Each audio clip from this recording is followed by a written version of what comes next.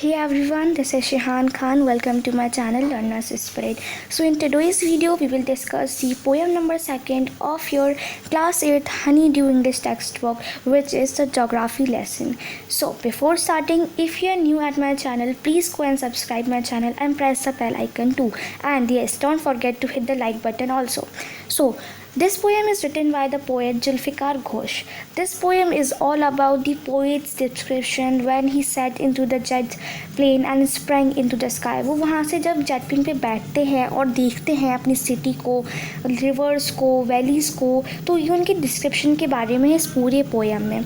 तो यहाँ पर हमें दिया गया है कि आप इमेजिन कर सकते हो कि आपकी सिटी ग्राउंड से 10,000 फीट ऊपर से कैसी लगेगी। मीन्स आपसे कहा जा रहा है कि आप सोच सकते हो, इमेजिन कर सकते हो कि 10,000 फीट ऊपर से आपका जो सिटी है वो ग्राउंड पे कैसी लगेगी। यस, आपकी जो सिटी है वो लगेगी नीटली प्लान्ड और perfect in proportion, like a geometric design, है ना। आप सोच रहे होगे कि नीटली प्लान कैसे लगेगी, एकदम ज्योमेट्रिक डिज़ाइन जैसी, perfect in proportion, perfect in ratio, ऐसा कैसा लगेगा। आपको स्ट्राइक कर रहा होगा कि जब हम इसको देखते हैं ये तो बहुत डिफरेंट है जो हम एक्चुअली देखते हैं, है ना।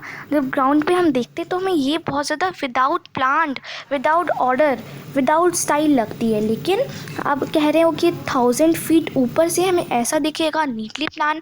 तो ये पढ़ने के लिए हमें पढ़ रहे हैं ये वाली पोएम जो कि लिखी गई है जुल्फ़िकार घोष ने।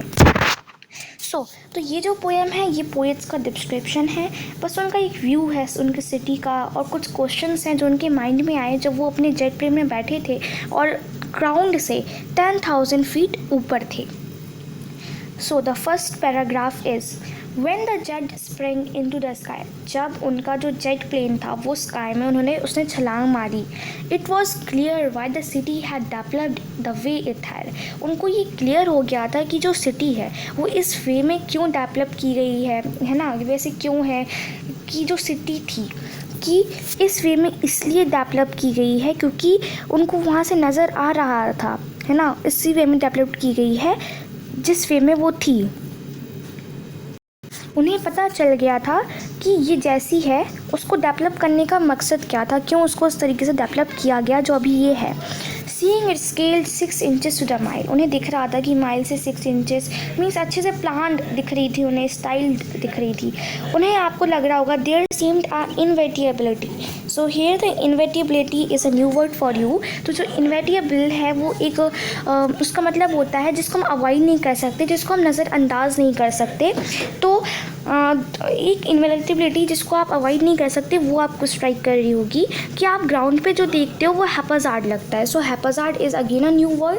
हैप्पीज़ार्ड होता है मतलब विदाउट प्लान और ऑर्डर, मीन्स इसके कोई प्लान नहीं हो, जिसको हमने प्लानिंग नहीं की हो, कोई सीक्वेंस नहीं हो, उसका कोई ऑर्डर ना हो। आपको ग्राउंड पे तो आपकी जो सिटी है वो एकदम हैप्पीज़ार्ड लगती होगी, without plan, without style, unplanned और विदाउट स्टाइल लगती होगी। लेकिन जब वो 10,000 फीट ऊपर से जब वो देख रहे हैं तो उनको समझ में आएगा कि ये इस तरीके से क्यों बिल्ड की गई होगी, डेवलप क्यों की गई होगी। 6 इंचेस हैं टू द माइल, और उनको वहाँ से अच्छे से स्केल्ड नज़र आ रही है वो सिटी। और सेकंड पैराग्राफ में ये दिया गया है जब वो जेट था वो उनका 10,000 फीट ऊपर गया, ठीक है। तो ये भी क्लियर हो गया था जी जो कंट्रीज़ हैं उनके में सिटी, उसमें जो सिटीज़ हैं वो वहीं पर है जहाँ रिवर्स हैं, है ना।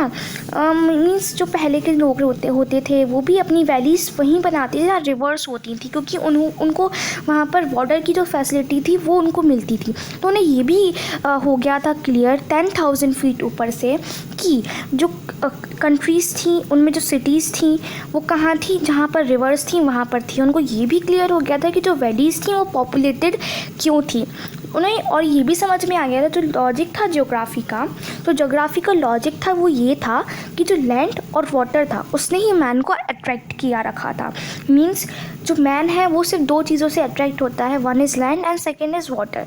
तभी तो वो अपनी जो वैलीज़ था उनको डेवलप करता था नियर द रिवर्स, ताकि उनको वाटर की फैसिलिटीज़ मिल जाए, और जहाँ लैंड अच्छा होता था मैन वहाँ पर अट्रैक्ट होता था।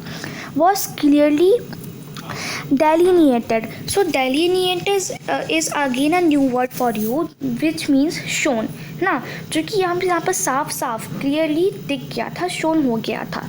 When the jet reached 10,000 feet, जब उनका जो जेट था वो 10,000 फीट ऊपर गया। When the jet rose 6 miles high, जब उनका जो जेट था वो 6 मील्स और ऊपर चला गया। रोज का मतलब यहाँ पर है और ऊपर जाना, खिल गया मीन्स और ऊपर की तरफ गया, ऊंचाई पे। 6 मील्स हाई जब वो ऊपर ऊंचाई पे गया, ये भी क्लियर हो गया था कि जो अर्थ है वो राउंड है, यानी जो अर्थ है वो गोल है, दैट स्पेरिकल, वो गोल है। And that it had more sea than land, और उनको ये भी क्लियर हो गया था कि अर्थ में सी ज़्यादा है और लैंड कम है।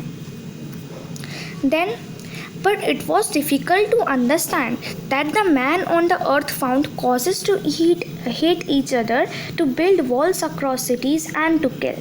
From that height, it was not clear why. तो उनको ये सब तो क्लियर हो गया था कि सिटीज़ हैं वो रिवर्स के पास बनाई गई हैं, क्यों इतनी वैलीज़ पॉपुलेटेड हैं, लॉजिक क्या है ज्योग्राफी का। उन्हें ये भी पता चल गया था कि जो अर्थ है वो राउंड है, उन्हें ये भी पता चल गया कि जो सी है वो ज़्यादा है, लैंड है वो कम है। लेकिन उन्हें भी एक ये चीज़ पता नहीं चल रही थी, उनके लिए इतना डिफ़िकल्ट था अंडरस्टैंड करना कि जो मैन है, जो लोग हैं, वो हमारे अर्थ पे कोई ना कोई कारण, कोई ना कोई कॉज ढूंढ ही लेते हैं एक दूसरे से नफरत करने के लिए, एक दूसरे को हेट करने के लिए। और क्या पता उन्हें ये भी पता नहीं चल रहा था कि क्या पता वो एक दूसरे सिटीज़ के आसपास वॉल्स क्यों बना लेते हैं, एक दूसरे को लड़ाई क्यों करते हैं, एक दूसरे को मारते क्यों हैं, इतना हेट क्यों करते हैं। तो उन्हें ये भी पता, अब इतने बड़ी हाइट से भी, यानी अब वो 10,006 फीट, वहाँ से भी 6 मील्स हाई, उन्हें वहाँ से ये भी पता नहीं चल रहा था उतनी हाइट पे, उन्हें ये क्लियर नहीं हो रहा था। बाकी सब तो उन्हें क्लियर हो गया, लेकिन ये क्लियर नहीं हुआ कि जो मैन है वो दूसरे से लड़ते झगड़ते क्यों हैं, दूसरे को मारते क्यों हैं, वो उन्हें क्लियर नहीं हुआ था, ऐसा क्यों नहीं हुआ था।